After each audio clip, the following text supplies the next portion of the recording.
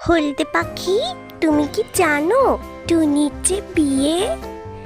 আমাকে বলেছে যে সবাইকে নিমন্ত্রণ করে দিতে, তাই জন্য তোমাকে নিমন্ত্রণ করতে আসলাম। ও আচ্ছা লাল পাখি, আমি তো ভেবেছিলাম টুনি আমাকে দাওয়াতই দেবে না। তা যাই হোক, দিয়েছে, খুব খুশি হয়েছি। হ্যাঁ, তোমাকে টুনি দাওয়াত দিয়েছি, তুমি যেও, কিন্তু না হলে টুনি খুব রাগ করবে।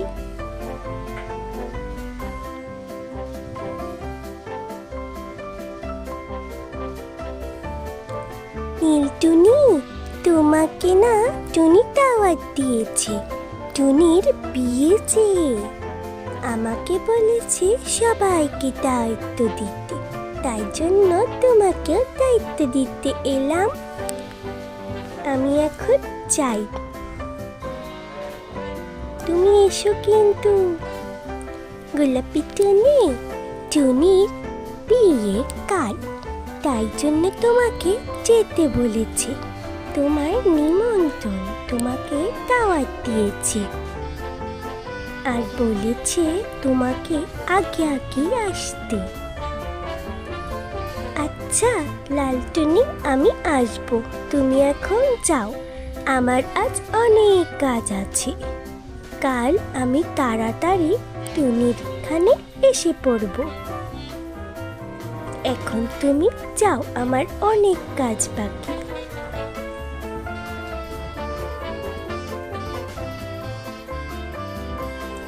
কাক, তোমার মা কোথায়? তোমার মা এলে বলে দিও। কি বলবো আমার মাকে? বলে দিও যে টুনির বিয়ে, আর তোমার মা যেন সেই বিয়েতে যায়। তোমার মাকে টুনি বিশেষভাবে নিমন্ত্রণ করেছে। এখন আমি যাই, ভুলে যেও না কিন্তু আবার।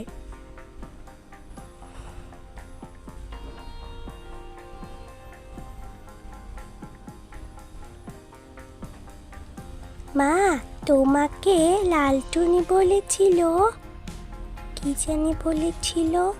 মা, তোমাকে লালটুনি কিছু একটা বলেছিল, আমার মনে পড়ছে না।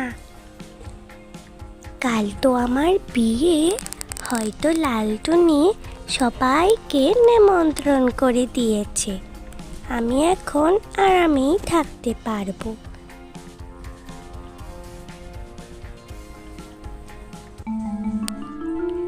বিয়েতে সবাই খুব আনন্দ করছিল, তবে লালটুনির আশা বাকি ছিল।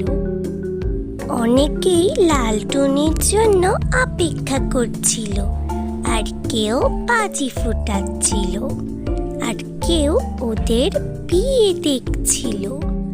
লালটুনি যখন যাচ্ছিল, কাক দেখে তার পিছু ধাওয়া করলো, কারণ লালটুনি কখনো সন্ধ্যায় তৈরি হয় না। কাক যে দেখলো এত আয়োজন, তাও কাককে বলা হয়নি। কাক বলল, এত আয়োজন আর আমাকে তোমরা একটু বললে না, দাওয়াত তো দিলেই না, বলতে তো পারতে যে তোমার বিয়ে হচ্ছে টুনি।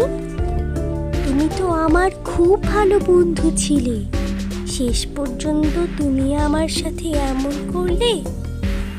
না কাক, আমরা তোমার সাথে এমন করিনি, তোমার ছেলেকেই তো বলে দিয়েছিলাম যেন তোমাকে বলে দেয়, হয়তো সেই ভুলে গিয়েছিল। ও আচ্ছা, আমাকে ক্ষমা করে দাও। তারপর কাককে সবাই ক্ষমা করে দেওয়ার পর তারা আনন্দে সেই অনুষ্ঠান আয়োজন করতে লাগলো।